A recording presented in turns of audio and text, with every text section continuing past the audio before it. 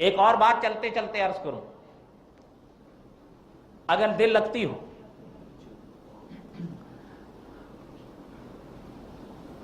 حضرت حسین کی بات آئی ہے اس لیے عرض کر رہا ہوں رضی اللہ تعالیٰ عنہ۔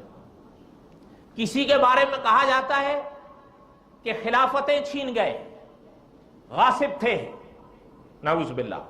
کسی کے بارے میں کہا جاتا ہے کہ جھوٹ بول گئے، کسی کے بارے میں کہا جاتا ہے کہ قتل کروا گئے، کسی کے بارے میں کہا جاتا ہے کہ زہر دلوا گئے۔ کیا صحابہ کا یہی نقشہ ہو سکتا ہے؟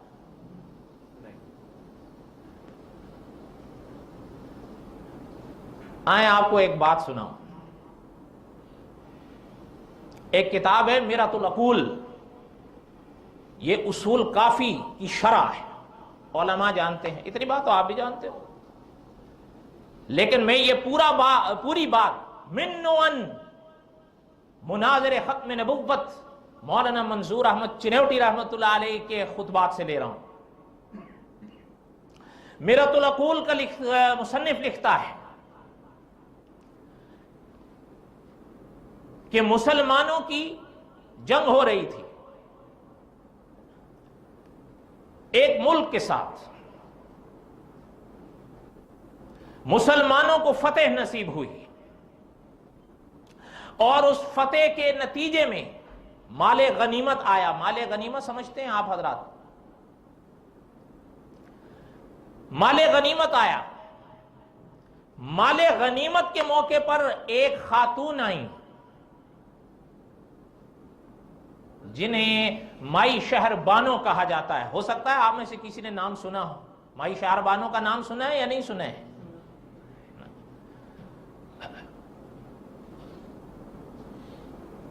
دھیان سے سنیں، چلیں ہم اگر کچھ کہیں تو شکایت ہوگی۔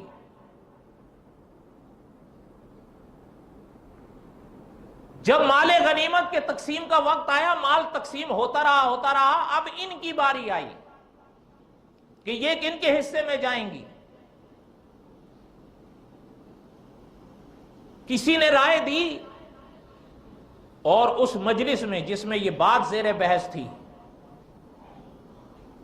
حضرت عمر بن خطاب موجود تھے جو اس وقت امیر المؤمنین تھے رضی اللہ تعالیٰ عنہ، حضرت علی کرم اللہ وجہ موجود تھے۔ کیوں موجود تھے؟ ختم نبوت کے مناظر مولانا منظور احمد چنوٹی رحمۃ اللہ علیہ کے الفاظ بڑے عجیب چھپے۔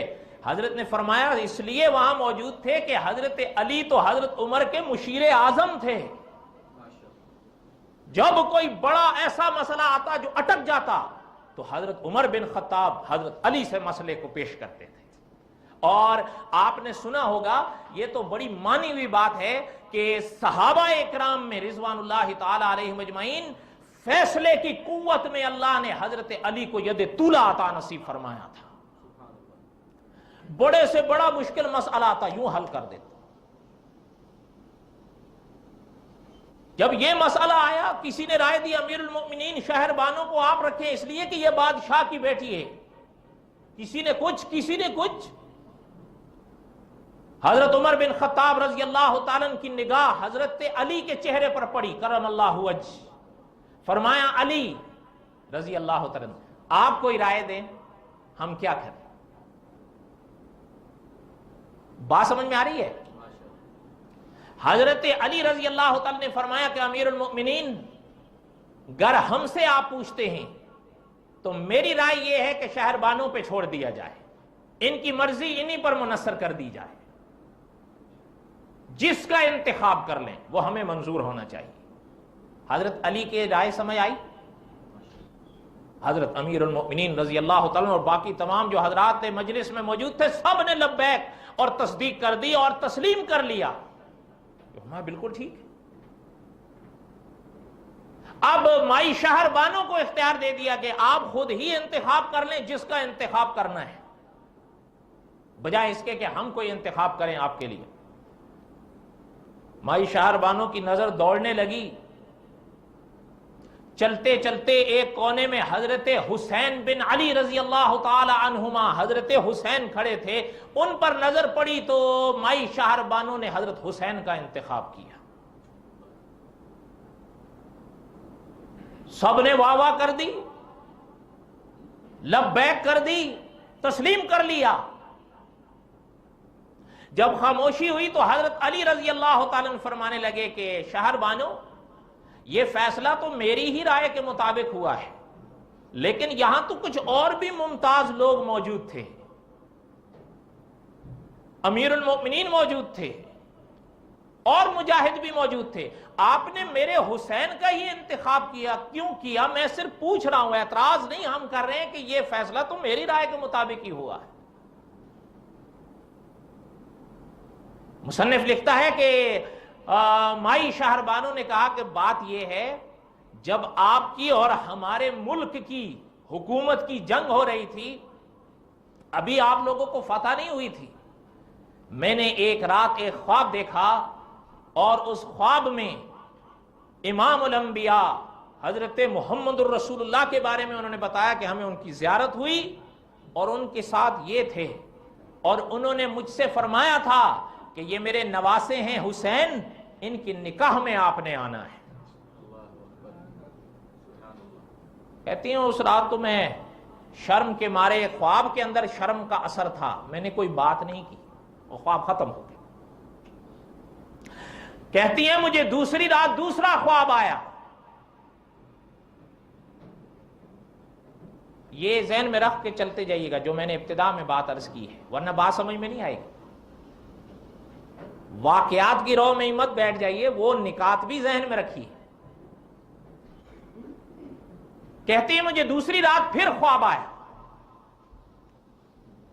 اور اس بار خواب میں حضرت فاطمہ کی زیارت ہوئی رضی اللہ تعالی عنہا، اور فرماتی ہیں کہ یہ ان کے ساتھ پھر خواب میں تھے، اور انہوں نے مجھ سے فرمایا کہ شہر بانو، یہ میرے بیٹے حسین ہیں، آپ نے بالآخر ان کی نکاح میں آنا ہے، آپ نے ان کی نکاح میں آنا ہے۔ کہتی ہیں میں نے پہلی رات تو میں کوئی بات نہ عرض کر سکی، لیکن حضرت فاطمہ سے میں نے خواب کے دوران ایک بات عرض کی کہ مجھے آپ سے ایک بات پوچھنی ہے، یہ بات آپ کیسے بیان فرما رہی ہیں؟ ابھی تو ہمارے اور آپ کے درمیان جنگ جاری ہے، فیصلہ تو نہیں ہوا۔ تو کہتی ہیں کہ اس خواب کے اندر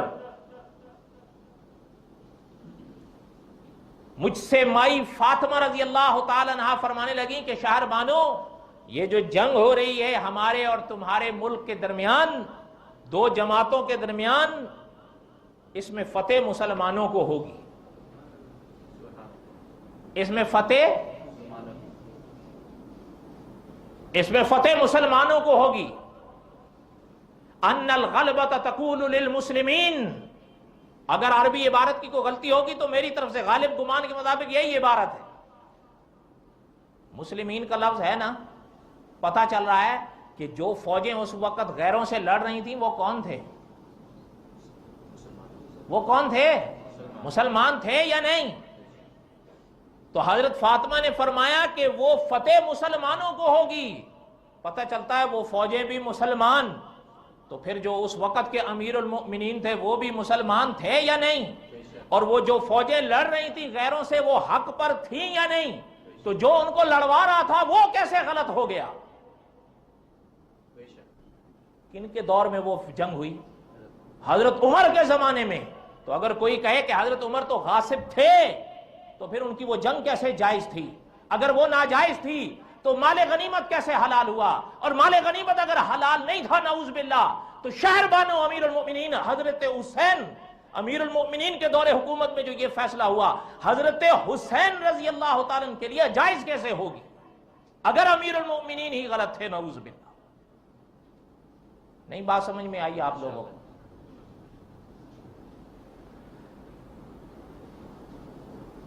کہنے لگی، مجھ سے فرمانے لگی حضرت فاطمہ کے مال غنیمت میں چلی جاؤ گی،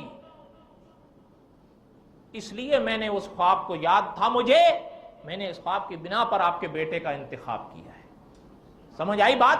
پتہ چلتا ہے کہ امیر المؤمنین جو حضرت عمر بن خطاب تھے رضی اللہ تعالیٰ عنہ، وہ بھی برحق۔ تو اب اگلی بات بھی سنیں، اس لیے جب برحق تھے تو حضرت حسین رضی اللہ تعالیٰ عنہ کے لیے تبھی تو شہر بانو حلال ہوں گی یا نہیں؟ اگر وہ جہاد اور وہ جنگ ہی ناجائز تھی تو شہر بانو حضرت حسین کے لیے کیسے جائز ہوگی؟ نعوذ باللہ. وہ جنگ بھی جائز، وہ امیر المؤمنین بھی برحق. اچھا پھر یہی بات جو مناظر ختم نبوت نے آگے فرمائی کہ اسی کڑی سے پتہ چلتا ہے کہ وہ جنگ بھی برحق جو غیروں سے مسلمانوں نے کی، تو اس وقت کے امیر المؤمنین بھی برحق. تو جنہوں نے ان امیر المؤمنین کو امیر المؤمنین بنایا وہ بھی برحق، اور پھر جنہوں نے ان امیر المؤمنین کو امیر بنایا وہ بھی برحق، اور پھر امیر المؤمنین نے جن کو امیر بنایا وہ بھی برحق. حضرت عمر کو کنہوں نے بنایا تھا؟ حضرت ابو بکر صدیق نے. کنہوں نے بنایا تھا؟ حضرت ابو بکر صدیق نے. اور حضرت عمر نے چند حضرات کے نام منتخب کیے، ان میں ایک نام حضرت عثمان کا تھا. کن کا تھا؟ اور پھر امت نے حضرت عثمان کے ہاتھ پر بیعت کی تو حضرت عثمان بھی خلیفہ برحق. بات سمجھ آئی یا نہیں سمجھ آئی؟ اس لیے یہ کڑیاں جو یہ کہا جاتا ہے کہ یہ لڑتے رہے آپس میں، پروپیگنڈے سے متاثر نہیں ہوا کرو. کچھ غلط لوگ، میری بات یاد رکھیے گا، اگر صحابہ کے خلاف کوئی شخص ہے، چاہے داڑھی رکھا ہوا ہے، سر پہ ٹوپیاں چھوڑ کے پگڑیاں باندھا ہوا ہے، اگر اس کی باتوں میں صحابہ کے خلاف بدبو آ رہی ہے تو سمجھ جاؤ کہ یہ اہل حق میں سے نہیں ہے.